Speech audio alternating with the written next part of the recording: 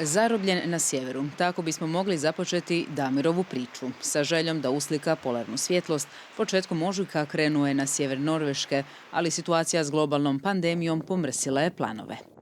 Temperatura bila je barem oko nule u prosjeku, ali znalo je pasti i na -10, -15, plus na to dođe izuzetno snažni vjetar, pa onda još snizi temperaturu. Tako, bilo je uzbudljivo. Dan dva čekanja na uspostavu letova pretvorilo se u tjedne. Povratak kući činio se kao nemoguća misija sve dok nije odlučio da to učini pješice i biciklom. Spavao je vani gotovo cijelo vrijeme. Tražeći bilo kakav zaklon, na plaži je pronašao i kućicu, kako kaže, nalik na one za hobite. Jedna od posebnijih stvari je i uspon, planinarenje na jednu nevjerojatnu liticu u Norveškoj.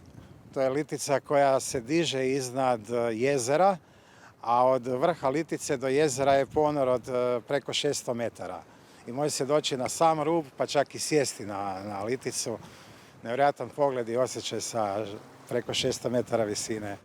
Od Arktičkog kruga do Danske prošao je oko 2000 km, a do granice s Njemačkom dodatnih 300 kada se napokon ukrcao na vlak. Nakon par tjedana kad se smire utisci, onda zapravo shvatim kako je to bilo zapravo genijalno iskustvo, genijalno putovanje i opet bi krenuo. Ipak, dok se situacija ne smiri, ovaj avanturist za sad ostaje u Rijeci.